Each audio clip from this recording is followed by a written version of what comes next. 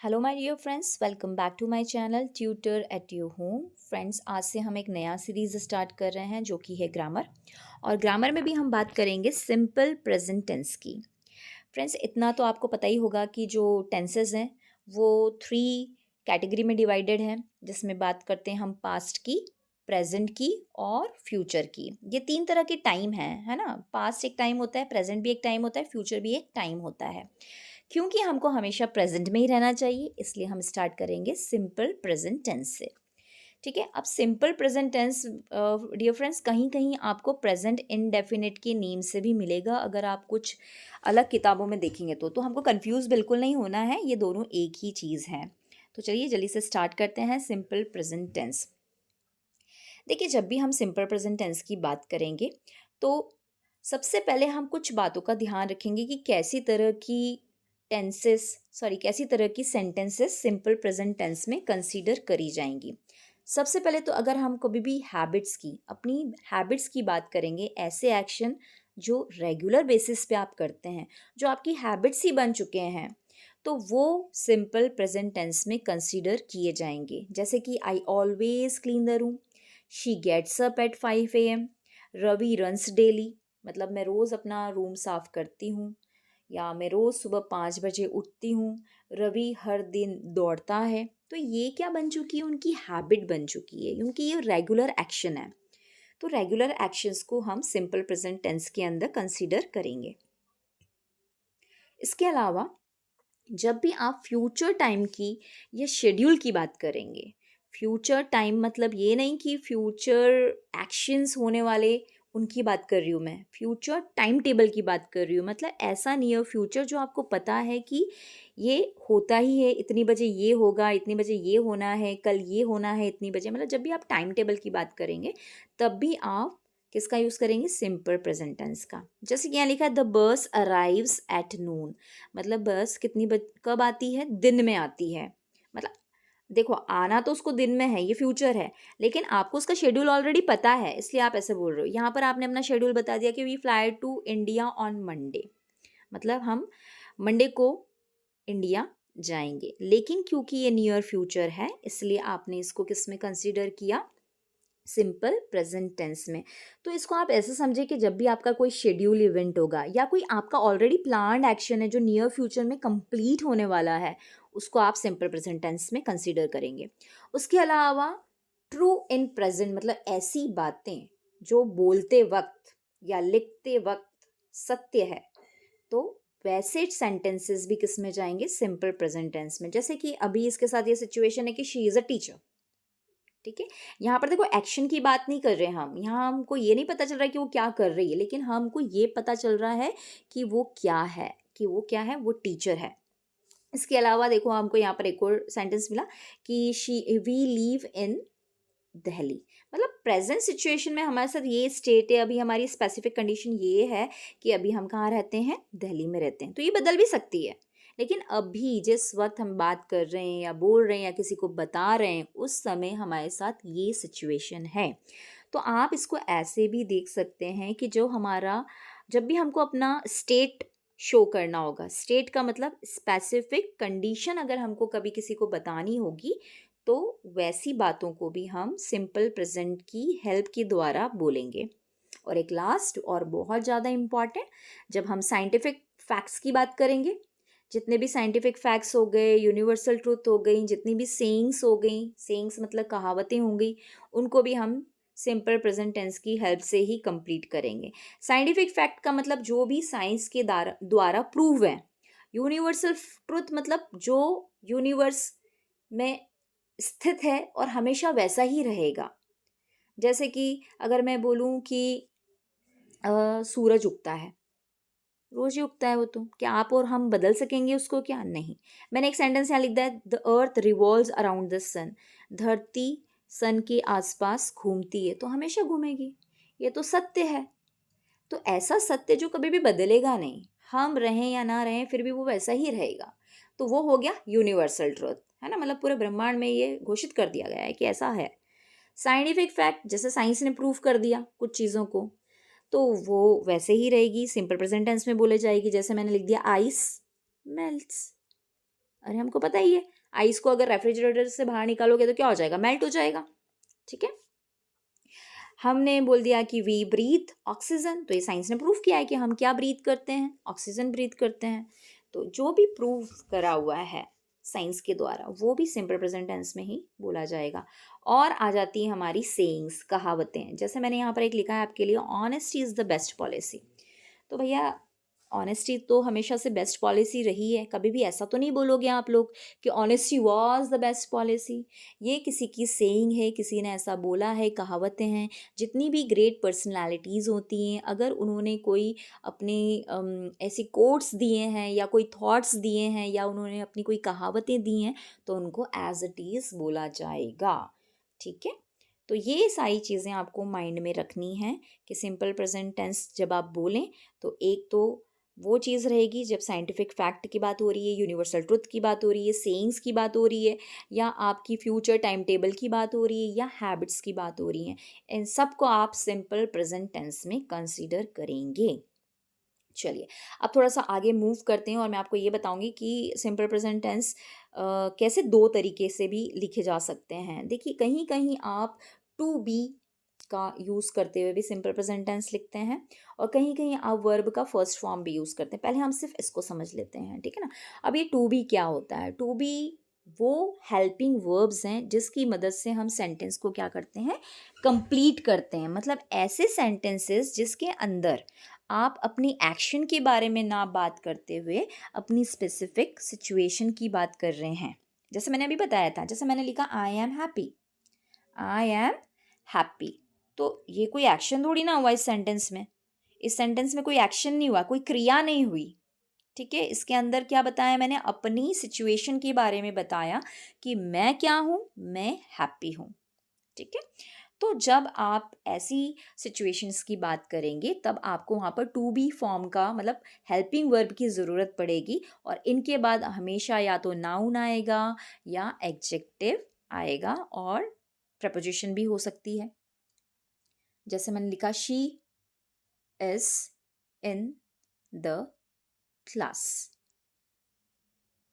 तो देखो यहाँ पर सिचुएशन ही बताइए, शी के बाद यहाँ पर इस सेंटेंस में भी आपको कोई उसकी एक्शन के बारे में नहीं पता चल रहा है, ये उसके बारे में पता चल रहा है कि वो कहाँ है, उसकी वेयर अबाउट के बारे में पता चल रहा है कि वो कहाँ है, इन द क्लास। तो देखो हेल्पिंग वर्ब के बाद यहाँ पर क्या आया, इन क्या है, प्रेपोजिशन। तो प्रेपोजिशंस भी हो सकती हैं, एडजेक्टिव भी हो सकता है, और आपका नाउन भी हो सकता है। अब जब भी आप टू बी का यूज़ करेंगे तो आपको ये पता होना चाहिए कि जब आप सिंगुलर चीज़ों की बात करेंगे, सिंगुलर नाउन की बात करेंगे या प्रोनाउन की बात करेंगे, तो उनके साथ क्या लगेगा, शी कहाँ लगेगा, जब ही होगा आपका सब्जेक्ट, शी होगा, इट होगा, तो इनके साथ में क्या लगेगा, इज। आर कब लगेगा, जब वी होगा, दे होगा, यू होगा, या कोई भी प्लूरल नाउन होगा। ठीक है, और आई के साथ हमेशा हम क्या लगाएंगे, एम। आई के साथ हमेशा हम क्या लगाएंगे, एम लगाएंगे। इसके अलावा एक तो ये वाली, जब जहाँ पर आप इज एम आर का यूज़ करते हैं और उसके बाद या तो प्रपोजिशन होती है या नाउन होता है या एडजेक्टिव होता है, वो भी सिंपल प्रेजेंट टेंस होता है। और जहाँ आप किसकी बात करते हैं, आप जब अपने एक्शन की बात करते हैं तो वहाँ पर वर्ब का फर्स्ट फॉर्म आता है, मतलब या तो आपकी मेन वर्ब आती है, आपकी मेन क्रिया आती है। जैसा मैंने लिखा, शी डांसेस, तो देखो यहाँ पर हम बता रहे हैं कि वो क्या कर रही है, वो नाचती है। हम क्या बोल रहे हैं, शी डांसेस, वो नाचती है। तो इस सेंटेंस में आपको उसकी क्रिया का पता चल रहा है, मतलब उसकी एक्शन का पता चल रहा है। ये नहीं पता चल रहा है कि वो कहाँ है या वो कैसी है, कि वो क्या कर रही है, मतलब वो क्या हैप्पी है या सैड है, ये नहीं पता चल रहा। हमको कोई उसके एडजेक्टिव के बारे में पता नहीं चल रहा, कि उसकी किसी नाउन के बारे में पता नहीं चल रहा, कि उसकी प्लेस के बारे में भी पता नहीं चल रहा। हमको सिर्फ उसकी एक्शन के बारे में पता चल रहा है यहाँ पर, है ना। तो ये दोनों तरीके से बोले जाएंगे तो सिंपल प्रेजेंट टेंस ही कंसिडर करेंगे। इसको थोड़ा सा और इलाबरेट कर लेते हैं और समझ लेते हैं क्या है। देखिए, सबसे पहले टू बी वाला समझ लेते हैं, जहाँ पर इज एम आर का यूज़ होता है। उसका पॉजिटिव का कंस्ट्रक्शन क्या रहेगा, नेगेटिव का कंस्ट्रक्शन क्या रहेगा। तो simple present tense to be, अगर आप पॉजिटिव सेंटेंस बोल रहे हैं तो सबसे पहले उसके अंदर हम सब्जेक्ट की, मतलब जिस भी पर्सन के बारे में बात हो रही है उसको बोला जाएगा आपका सब्जेक्ट। उसके साथ में आपको क्या लगाना पड़ेगा, या तो एम लगाना पड़ेगा या इज़ या आर। मैंने अभी बता दिया एम कहाँ लगेगा, इज़ कहाँ लगेगा और आर कहाँ लगेगा। एम लगेगा आई के साथ, इज़ कब लगेगा, जब ही, शी और इट होगा या कोई भी सिंगुलर होगा। और आर कब लगेगा, आर कब लगेगा, जब वी होगा, दे होगा या कोई भी प्लूरल होगा या यू होगा, है ना, या कोई भी प्लूरल नाउन होगा, तब अपन लगाएंगे। और उसके बाद क्या आ जाएगा, प्रेडिकेट। प्रेडिकेट का मतलब होता है सेंटेंस का छूटा हुआ आखिरी पार्ट, वो प्रेडिकेट कहलाता है। जैसे मैंने यहाँ लिखा Ravi is a doctor. Ravi singular है, एक व्यक्ति है, इसलिए हमने क्या लगाया, इज। और वो क्या है, वो डॉक्टर है, उसके बारे में बताया हमने कि वो क्या है, डॉक्टर। और डॉक्टर क्या है, नाउन है, कॉमन नाउन है। अगर हम इस सेंटेंस को नेगेटिव करें, तो नेगेटिव करने के लिए, क्योंकि हमारे पास ऑलरेडी हेल्पिंग वर्ब है, नेगेटिव करने के लिए हमको हमेशा किसकी ज़रूरत पड़ेगी, हेल्पिंग वर्ब की ज़रूरत पड़ेगी। यहाँ तो ऑलरेडी हेल्पिंग वर्ब है, इज एम आर क्या होता है, हेल्पिंग वर्ब ही होता है। तो इसकी हेल्प से हम इस सेंटेंस को क्या बना देंगे, नेगेटिव बना देंगे। तो पहले तो इसका कंस्ट्रक्शन समझ लो। इसका कंस्ट्रक्शन क्या होता है, इसका कंस्ट्रक्शन होता है वही, सब्जेक्ट हेल्पिंग वर्ब हो जाती है, हेल्पिंग वर्ब के बाद ही नॉट लगेगा, और प्रेडिकेट। प्रेडिकेट का मतलब होता है सेंटेंस का बचा हुआ पार्ट। ठीक है, तो देखो ऊपरी वाले सेंटेंस को हमने नेगेटिव कर दिया, ये था रवि इज अ डॉक्टर। अगर हमको बताना है कि रवि डॉक्टर नहीं है, तो हम क्या लिख देंगे, Ravi is not a doctor. Just helping verb के बाद ही आपको क्या लगाना है, नॉट लगाना है। और हेल्पिंग वर्ब क्या है, यही है, एम इज आर। रवि के साथ इस इसलिए लगा है क्योंकि रवि क्या है, सिंगुलर है। तो ये हो गया आपका नेगेटिव सेंटेंस, नकारात्मक वाक्य। फिर इंट्रोगेटिव मतलब होता है प्रश्नवाचक। इंट्रोगेटिव मतलब होता है जब आप प्रश्न कर रहे हैं। अब मैंने प्रश्न कर लिया कि इज रवि अ डॉक्टर, क्या रवि डॉक्टर है। तो क्योंकि हम प्रश्न कर रहे हैं, तो प्रश्न करते वक्त हमको क्या करना है, क्या ध्यान में रखना है कि हमारी जो हेल्पिंग वर्ब है वो आगे आ जाएगी। फिर क्या आ जाएगा, आपका सब्जेक्ट, फिर वही प्रेडिकेट। प्रेडिकेट का मतलब सेंटेंस का बचा हुआ पार्ट, वो आ जाएगा। और आखिरी में क्वेश्चन मार्क लगाना नहीं भूलना है, सेंटेंस में फुल स्टॉप लगाना नहीं भूलना है। ये इंग्लिश का रूल है, इंग्लिश के रूल के अकॉर्डिंग आपको ये सारी चीज़ें, पंचुएशंस का भी ध्यान रखना होगा। फ्रेंड्स यहाँ थोड़ा सा रुक रहे हैं, चैनल को अगर सब्सक्राइब नहीं किया है तो प्लीज़ कर दीजिए, शेयर भी कर दीजिए और लाइक भी कर दीजिएगा, जल्दी से ही कर दीजिए। ओके, चलिए अब सिंपल प्रेजेंट टेंस वो वाला समझ लेते हैं जहाँ पर हम क्रियाओं का यूज़ करते हैं, या हम कहें वर्ब का यूज़ करते हैं। तो वहाँ के पॉजिटिव सेंटेंस, नेगेटिव सेंटेंस और इंट्रोगेटिव कैसे बनेंगे। अभी ऊपर वाले सेंटेंस में तो हम इज एम आर का यूज़ कर रहे थे, लेकिन यहाँ पर ऐसा नहीं होगा। यहाँ पर आपको हेल्पिंग वर्ब नेगेटिव सेंटेंस बनाते वक्त इंट्रोड्यूस करना पड़ेगी। लेकिन उसके पहले इसका कंस्ट्रक्शन समझ लेते हैं। पॉजिटिव सेंटेंस में जब आप बात कर रहे हो, जो भी पॉजिटिव सेंटेंस, वो सेंटेंस जिसमें कोई ना नहीं होता, नो, नहीं, नकारात्मक शब्द होता ही नहीं है, वो सेंटेंस पॉजिटिव सेंटेंस कहलाएगा। जैसे इसका कंस्ट्रक्शन क्या हो जाएगा, हमेशा सब्जेक्ट पहले रहेगा, फिर वर्ब की पहली फॉर्म। अब ये वर्ब की पहली फॉर्म अगर आपको नहीं पता है तो थोड़ा सा यहाँ पर समझा देती हूँ। देखिए हर वर्ब जो होती है, हर एक वर्ब जो है उसकी कुछ फॉर्म्स होती हैं, है ना। कहीं कहीं बुक्स में आपको 4 फॉर्म्स भी मिलेंगी, कहीं कहीं आपको 5 फॉर्म्स में भी ये डिस्क्राइब किया हुआ होता है। मैं आपको सिर्फ 4 फॉर्म के बारे में अभी बताऊँगी। जैसे कि आपके पास में अगर कोई वर्ब है, कोई वर्ब है, मैंने लिखा सी। सी मतलब देखना, सी का सेकंड फॉर्म होता है सॉ, थर्ड फॉर्म होता है सीन, और फोर्थ फॉर्म हम बोलते हैं सॉरी सीन। ठीक है, तो जब भी हम सिंपल प्रेजेंट टेंस यूज करते हैं तो उसका बेस फॉर्म यूज होता है। तो वर्ब का ये कौन सा फॉर्म कहलाएगा, फर्स्ट फॉर्म। ये कौन सा फॉर्म कहलाएगा, सेकंड फॉर्म। ये सीन जो है ये क्या कहलाएगा, थर्ड फॉर्म। और ये जो सीइंग है ये कहलाएगा फोर्थ फॉर्म। अब इनके कुछ नेम भी होते हैं। पहला फॉर्म कहलाता है बेस, सेकेंड फॉर्म को आप पास्ट फॉर्म बोलते हो, थर्ड को बोलते हो पास्ट पार्टिसिपल, और फोर्थ को बोलते हो प्रेजेंट पार्टिसिपल। ठीक है, इसके ऊपर कभी कोई वीडियो हम कवर कर लेंगे, लेकिन अभी इसको इतने से नहीं समझ लिए कि वर्ब के कुछ फॉर्म्स होते हैं, और सिंपल प्रेजेंट टेंस में वर्ब की पहली फॉर्म यूज होती है, मतलब ये वाली। और इस पे भी कंडीशन अप्लाई है, आपका जैसा सब्जेक्ट होगा वैसा इस वर्ब का फॉर्म होगा। कैसे, अभी समझ लेते हैं। जैसे कि यहाँ पर आपको देख सकते हैं कि सब्जेक्ट जिसके बारे में आप बात करें, जैसे कि आप रवि के बारे में बात करें तो रवि आपका क्या हो गया, सब्जेक्ट।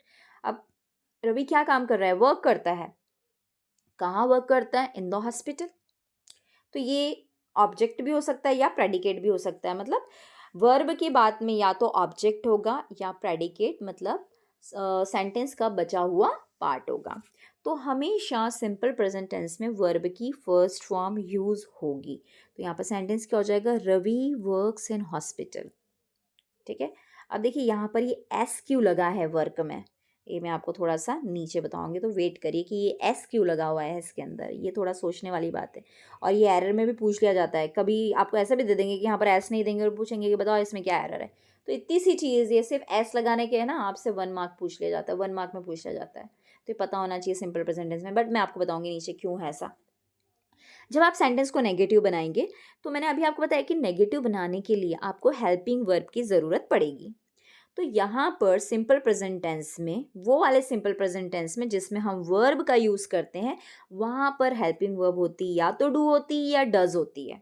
और जैसा कि मैंने अभी आपको बताया था कि हेल्पिंग वर्ब के बाद ही क्या लगता है, नॉट लगता है। फिर वर्ब का कौन सा फॉर्म, फर्स्ट फॉर्म, उसके बाद में ओ फॉर ऑब्जेक्ट या प्रेडिकेट, मतलब सेंटेंस का बचा हुआ हिस्सा। अब इसी को अगर हमको नेगेटिव बनाना है तो कैसे बनाएंगे, Ravi Ravi does not work in hospital. देखो रवि डज नॉट, डज क्या है, हेल्पिंग वर्ब हो गई। नॉट तो हमने क्योंकि नेगेटिव बनाना है और हेल्पिंग वर्ब के बाद ही क्या लगेगा, नॉट लगेगा।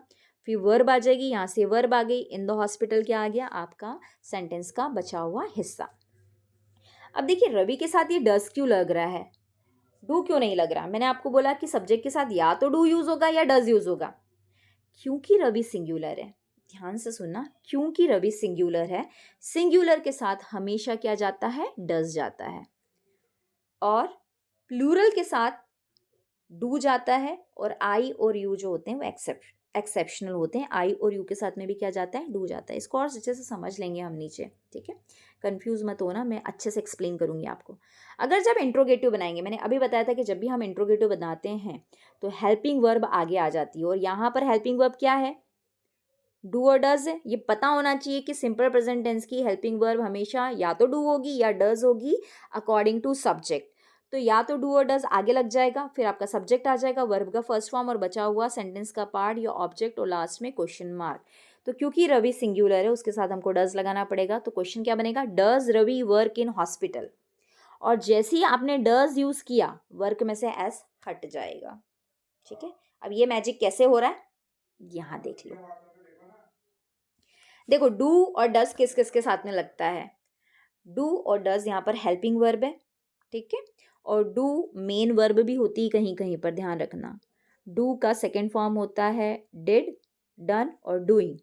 तो डू और डज लेकिन सिंपल प्रेजेंट टेंस की हेल्पिंग वर्ब भी होती है जब आप नेगेटिव बनाते हैं या इंट्रोगेटिव बनाते हैं।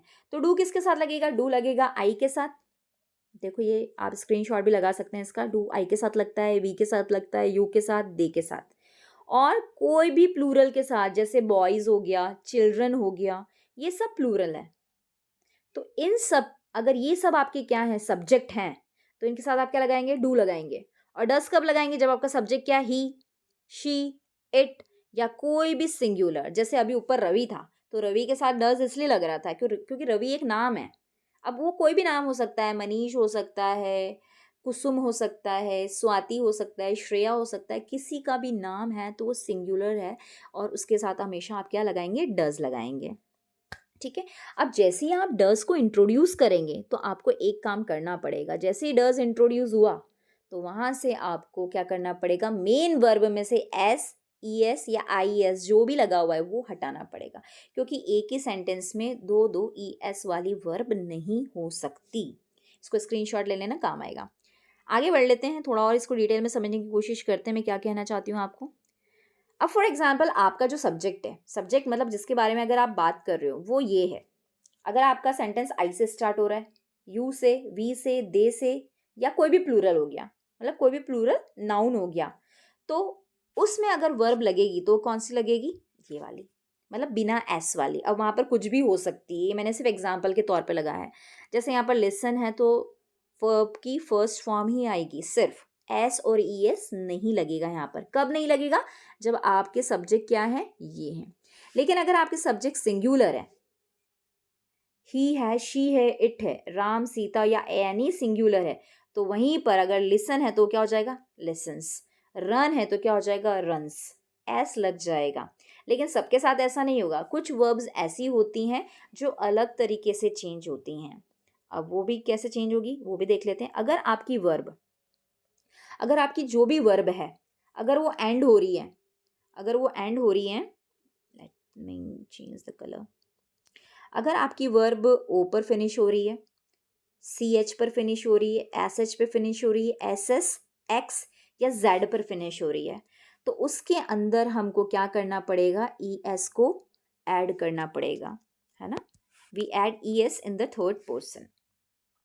थर्ड पर्सन मतलब जब आप, ये क्या है? ही, शी, इट, ये सब क्या है? थर्ड पर्सन है। ये सब थर्ड पर्सन कहलाते हैं। अब ये थर्ड पर्सन क्या होता है? देखो, फर्स्ट पर्सन होता है आई। फर्स्ट पर्सन कौन होता है? आई। सेकंड पर्सन कौन होता है? यू। ठीक है। और थर्ड पर्सन कौन होता है? P for person. Third person होता है ही, शी, इट, राम, सीता, गीता, ये सब थर्ड पर्सन है। ठीक है। तो थर्ड पर्सन जब भी होगा तब आपको वर्ब में एस या ई एस लगाना पड़ेगा। तो अगर आपकी वर्ब इन सब से स्टार्ट हो रही हैं तो आपको क्या लगाना पड़ेगा? E S. जैसे गो है तो क्या हो जाएगा? गोस। कैच है तो क्या हो जाएगा? कैचेस। वॉश है तो क्या हो जाएगा? वॉशेस। मिस है तो क्या हो जाएगा? Misses. Fix, fixes. Buzz, buzzes. ऐसा क्यों हुआ? क्योंकि ये o, c h, s h, s s, x या जेड पर फिनिश हो रही थी। लेकिन अगर आपकी जो वर्ब है वो वाई पर फिनिश हो रही है और वाई से पहले आ रहा है वॉवल, क्या लिखा है मैंने? For verbs that end in a vowel plus Y, मतलब वॉवल आ रहा है, जैसे से में ए वॉवल है और वाई आ रहा है, तो वहां पर सिंपली आपको क्या कर देना है? एस लगा देना है। जैसे प्ले का क्या हो जाएगा? प्लेस। से का क्या हो जाएगा? सेस। और एंजॉय का क्या हो जाएगा? एंजॉयज। ठीक है। लेकिन अगर आपकी वर्ब एंड हो रही है वाई पर ही, लेकिन उसके आगे आ रहा है कॉन्सोनेंट। कॉन्सोनेंट मतलब जो वॉवल साउंड नहीं है, बी, सी, डी, एफ, ये कॉन्सोनेंट कहलाएंगे। ठीक है। तो हमको क्या करना है? वाई को रिमूव करना है और वाई की जगह क्या लगा देना? I S. फॉर एग्जाम्पल यहाँ पर आप देख सकते हैं कि ये कैरी वाई पर फिनिश हो रहा था, लेकिन वाई के आगे क्या आ रहा था? आर। और आर क्या होता है? कॉन्सोनेंट होता है। तो वाई को हटा के हमने क्या लगा दिया? I S. क्राई, वाई को हटा के क्या करा दिया? I S. ट्राई, ट्राई को हटा के हमने क्या कर दिया? I S. ये कब करना है वर्ब में? ये हमको वर्ब में तब करना है जब हमारा सब्जेक्ट थर्ड पर्सन है। थर्ड पर्सन का मतलब अगर सेंटेंस ही से स्टार्ट हो रहा है, शी से स्टार्ट हो रहा है, इट से स्टार्ट हो रहा है, या कोई भी नाम है, राम है या राहुल है, तब हमको वर्ब के साथ ये करना है। और वो भी सिर्फ पॉजिटिव सेंटेंस में, क्योंकि नेगेटिव में तो आप जैसे डज को इंट्रोड्यूस करोगे तो वैसे ही मेन वर्ब में से क्या हट जाएगा? ये I S, E S, S हट जाएगा। ठीक है। आई होप मैं जो आपको समझा रही हूँ आपको क्लियर हो रहा होगा। चलिए कुछ एग्जाम्पल्स देख लेते हैं और क्लियर हो जाएगा। जैसे मैंने लिखा है Ravi goes to market. Ravi बाजार जाता है। अब गो को मैंने अभी बताया, क्योंकि गो में ओ आ रहा है तो हमने क्या लगा दिया? ई एस लगा दिया। अब अगर वो नहीं जाता है तो क्या बोलेंगे? Ravi does not go to market. अब जैसे ही हमने डज को इंट्रोड्यूस किया, जैसे ही हमने डज लगाया, अब देखो ये गोज का क्या हो गया? गो। ऐसा इसलिए हुआ है क्योंकि एक ही सेंटेंस में हम दो बार ई एस वाले वर्ब नहीं यूज कर सकते। और डज यहाँ पर क्या है? हेल्पिंग वर्ब है, सहायक क्रिया है। तो जैसे ही डज आया वैसे ही आपको गोस में से हटाना पड़ेगा ई एस और फर्स्ट पर्सन मतलब फर्स्ट फॉर्म की, वर्ब की फर्स्ट फॉर्म कर देनी पड़ेगी। ठीक है। और जैसे ही आप प्रश्न पूछेंगे तो मैंने आपको कंस्ट्रक्शन बताया था कि कंस्ट्रक्शन में सबसे पहले क्या आ जाएगा? हेल्पिंग वर्ब, फिर सब्जेक्ट, फिर आपकी मेन वर्ब, और फिर सेंटेंस का बचा हुआ पार्ट और प्रश्नवाचक चिन्ह। ठीक है। लेकिन देखिए अगर आपका सब्जेक्ट होता वी, मैंने अभी ऊपर बताया था कि अगर वी है उसके साथ क्या लगेगा? डू, क्योंकि वी क्या होता है? प्लूरल होता है। तो वी डू आर होमवर्क, और अगर नेगेटिव बनाना है तो हेल्पिंग वर्ब के बाद ही नॉट लगा दो, we do not do our homework. अब देखो यहाँ पर ऐसा कुछ नहीं होगा, क्योंकि यहाँ पर एस और एस वाला कोई प्रॉब्लम है ही नहीं। तो यहाँ पर तो आपको एज इट इज ही लिख देना है। फिर अगर प्रश्न बना रहे हैं तो डू ये थोड़ा सा सेंटेंस अधूरा है। Do we do our homework, और पीछे क्या लगा देंगे, क्वेश्चन मार्क। ये नीचे आ गया बस, तो और कुछ नहीं है ना, थोड़ा सा करेक्ट कर लेना है इसको। Do we do our homework, ये यहाँ होना चाहिए था। तो ये बन गया आपका प्रश्नवाचक सेंटेंस, या इंग्लिश में अगर आप बोलें तो इंट्रोगेटिव सेंटेंस। ठीक है, थोड़े और एग्जाम्पल्स देख लेते हैं। अब देखिए ये बहुत इंपॉर्टेंट है, मैं आपको समझाना चाह रही थी कि ये चीज़, कि अगर हमने तो अभी तक ये वाले सेंटेंस देखे थे कि अगर हमको बोलना है ही इज अ स्टूडेंट, तो ये सिंपल प्रेजेंट टेंस है। अगर हमने बोला ही वर्क्स, वो काम करता है, तो ये सिंपल प्रेजेंट टेंस है। लेकिन मैंने अभी तक आपको ये थोड़ा बताया था कि अगर हैज़ होगा तब भी सिंपल प्रेजेंट टेंस होगा। यस, अगर आपको हैज़ भी अगर आ रहा है और उसके बाद अगर आप नाउन को यूज़ कर रहे हैं, तो वो भी सिंपल प्रेजेंट टेंस कहलाएगा। यहाँ पर हैज़ जो वर्ड यूज़ हो रहा है वो पोजीशन के लिए यूज़ हो रहा है। आप किसी चीज़ पर अपना पोजीशन, अधिकार बता रहे हैं या अधिकार जमा रहे हैं। तो ये क्या बोल रही है, मतलब यहाँ इस सेंटेंस में हमको क्या पता चल रहा है कि शी हैज़ अ बॉक्स, मतलब उसके पास क्या है, एक बॉक्स है, मतलब ये बॉक्स जो है उसको बिलोंग करता है, ये उसका है, इसलिए हम बात कर रहे हैं। तो ये जो सेंटेंस होगा, हैज़ और हैव जो होती हैं, ये भी क्या बताती हैं, सिंपल प्रेजेंट टेंस बताती हैं, सिंपल प्रेजेंट टेंस ही बताती हैं। लेकिन किस कंडीशन में बताएगी, जब उसके बाद कोई थिंग आ रही है, कोई नाउन आ रहा है। लेकिन जैसे मैंने बोला आई हैव अ पेन, मेरे पास क्या है, पेन है। शी हैज़ अ बॉक्स, उसके पास क्या है, एक बॉक्स है। और इसको अगर नेगेटिव करना है तो वैसे ही, क्योंकि अभी मैंने बताया शी के साथ क्या लगेगा, हमेशा डज लगेगा, और जैसे ही डज आएगा तो वर्ब का क्या हो जाएगा, फर्स्ट फॉर्म हो जाएगा। तो हैज़ का जो फर्स्ट फॉर्म होता है, जो बेस फॉर्म होता है, वो होता है हैव। ये पूछा भी जाता है, बहुत ज़्यादा इंपॉर्टेंट क्वेश्चन है ये।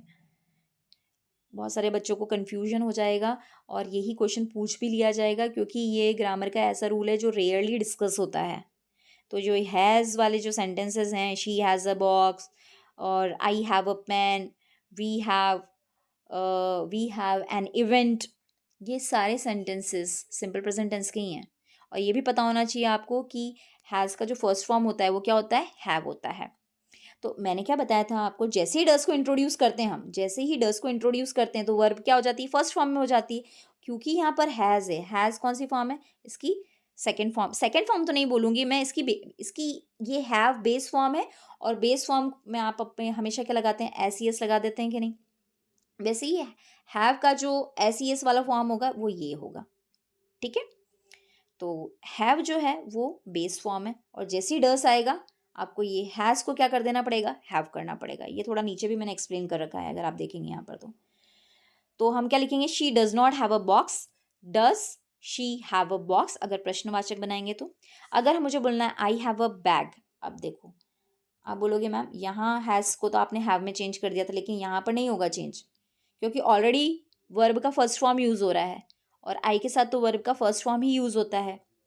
I do not have a bag, do I have a bag, तो यहाँ पर चेंज नहीं होगा। ऊपर इसलिए चेंज हुआ था क्योंकि शी जो था वो थर्ड पर्सन था, और शी के साथ वो वाली वर्ब यूज़ होती है जिसमें एस ई एस होता है, और हैज़ का जो फर्स्ट बेस फॉर्म होता है वो हैव होता है। ये नोट भी अच्छे से पढ़ लेना, आप ही के लिए लिखा है। नोट लिखा है कि has is a main verb in the sentence and shows position. Has क्या कर रही है यहाँ पर, एक मेन वर्ब के जैसे फंक्शन कर रही है ऊपर वाले सेंटेंस में, और पोजीशन शो कर रही है। तो for changing its form to negative, जब अपन नेगेटिव बनाएंगे इसका, we must add does not. Does not लगेगा सिंपल प्रेजेंट टेंस में, जहाँ पर एक्शन वर्ब होती हैं वहाँ पर डज नॉट लगता है, ये तो मैंने आपको बता दिया। और चेंज करना पड़ेगा हैज़ को इनटू हैव। क्यों करना पड़ेगा, बिकॉज आफ्टर डू और डस, जब भी हम डू और डस लगाते हैं तो वर्ब का कौन सा फॉर्म हो जाता है, फर्स्ट फॉर्म हो जाता है, और जो हैव है वो वर्ब का फर्स्ट फॉर्म है। ठीक है, ये ध्यान रखिएगा। चलिए डू एस डायरेक्टेड कर लेते हैं, बहुत पूछे जाते हैं एमपी बोर्ड की एग्जाम्स में। अगर हमको क्वेश्चन आया, Swati plans a trip to Goa, और इसको हमको नेगेटिव बनाना है, तो इसका नेगेटिव क्या बनेगा, देखिए स्वाति क्या है, third person singular. Third person singular है तो हेल्पिंग वर्ब क्या लगेगी, डस। और जैसे ही डज आएगा, क्योंकि हमको नेगेटिव बनाने के लिए बोला है तो नेगेटिव के लिए नॉट लगाना पड़ेगा, और नॉट लगा के हमको ये जो वर्ब है प्लान्स, इसको क्या करना पड़ेगा, फर्स्ट फॉर्म में करना पड़ेगा, वर्ब की फर्स्ट फॉर्म करनी पड़ेगी। तो प्लान्स क्या हो जाएगा, प्लान। और सेंटेंस बच जाएगा, Swati does not plan a trip to Goa. फिर सेकेंड सेंटेंस देख लो, दे स्पीक्स मैनी लैंग्वेजेस। अब यहाँ पर आपको बोल दिया spot the error and rewrite the sentence. इस सेंटेंस में एक एरर है। अब देखो क्या एरर है, आप खुद ही बता देंगे अब तो, मुझे ऐसा लगता है, क्योंकि दे क्या होता है, प्लूरल है। अभी मैंने बताया कि अगर प्लूरल सब्जेक्ट है आपका तो वहाँ पर एस नहीं लगेगी। प्लूरल सब्जेक्ट कौन कौन से थे, आई और यू तो हैं ही, क्योंकि ये तो एक्सेप्शनल है। उसके साथ वी था, यू था, और दे था, और एनी प्लूरल, कोई भी प्लूरल था। इनके साथ क्या लगेगी, वर्ब की first form, only first form, S और ई एस वाली वर्ब नहीं लगेगी। और यहाँ पर क्या लगी हुई है, देखिए आप, एस लगा हुआ था ना, ये एस नहीं आएगा। अब देखिए इतनी सी चीज़ के लिए आपको 1 मार्क में पूछ लिया जाएगा ये क्वेश्चन। सिर्फ कुछ नहीं करना है, इसमें एस हटाना है, सिर्फ स्पॉट करनी है एरर, और सेंटेंस को फिर से लिखना है। तो ये रूल पता होगा तब आप कर पाओगे। और सेंटेंस क्या हो जाएगा, they speak many languages, they speak many languages. अब देखिए लास्ट वाला देख लो, I call my friend Shreya daily, मतलब मैं अपनी फ्रेंड श्रेया को रोज कॉल करती हूँ। इसका इंट्रोगेटिव बनाना है, इंट्रोगेटिव मतलब प्रश्नवाचक बनाना है। पहले तो आपको ये पता होना चाहिए कि आई सब्जेक्ट है, और कॉल क्योंकि यहाँ पर एक्शन हो रहा है, एक्शन अगर हो रहा है तो वहाँ पर हेल्पिंग वर्ब क्या होगी, डू होगी। तो ये ध्यान रखना पड़ेगा आपको, थोड़ा सा ये माइंड में तो रखना पड़ेगा, ये ट्रिक ध्यान रखना पड़ेगी कि आई के साथ डू आता है, तो हमने डू लगा दिया क्योंकि हेल्पिंग वर्ब हमेशा आगे होती है। और सेंटेंस को पूरा एज इट इज लिख देना है, और लास्ट में क्या लगा देना है, क्वेश्चन मार्क। तो सेंटेंस क्या बन जाएगा, do I call my friend Shreya daily and question mark. ठीक है, चलिए, तो यहाँ पर आपके हमने डू एज डायरेक्ट भी कर लिए, क्योंकि ये नॉर्मली एमपी बोर्ड में स्पेशली पूछे जाते हैं। और इसी तरह की छोटी छोटी एरर्स या छोटे छोटे सेंटेंसेस दे दिए जाते हैं, या तो आपको नेगेटिव बनाने के लिए आ जाएगा, या एरर स्पॉट करने के लिए आ जाएगा, या इंट्रोगेटिव बनाने के लिए आ जाएगा। तो आपको ये ध्यान रखना है। थोड़ा सा रिकैप कर लेते हैं कि सिंपल प्रेजेंट टेंस 2 तरीके से बन सकते हैं, एक टू बी का फॉर्म यूज़ करके जिसमें इज़, एम और आर होता है, और एक वर्ब को यूज़ करके जिसके अंदर आप क्या बताते हैं, अपने एक्शंस बताते हैं, है ना। यहाँ पर तो हेल्पिंग वर्ब ये खुद ही होती है, लेकिन यहाँ पर हेल्पिंग वर्ब डू और डज होती है, ठीक है। और डू और डज हम कैसे यूज़ करते हैं, जब आपको डू का यूज़ करना है तो डू किसके साथ यूज़ होगी, डू यूज़ होगी आई के साथ, यू के साथ, वी के साथ, दे के साथ, और हाँ, और कोई भी प्लूरल के साथ में, है ना, कोई भी प्लूरल के साथ में। और अगर हमको डज यूज़ करनी है तो डज किसके साथ में यूज़ होगी, डज होगी शी के साथ में, ही के साथ में, इट के साथ में, और सिंगुलर नाउन के साथ में, सिंगुलर के साथ में, ठीक है ना। ये ध्यान रखना है आपको, ठीक है। कंस्ट्रक्शंस मैंने आपको ऊपर अच्छे से बता दिए हैं, आपको इन सबको ध्यान में रखना है। ये सारे कंस्ट्रक्शन, ये वाला पार्ट भी आपको ध्यान में रखना है कि कैसे वर्ब को चेंज किया जाएगा। आपकी वर्ब अगर ओ सी एच एस एस पर, एक्स या जेड पर फिनिश हो रही है तो उसमें ई एस लगा देना सिंपली। अगर आपकी जो वर्ब है वाई पर फिनिश हो रही है और उसके पहले वॉवल आ रहा है तो सिंपली एस लगा देना।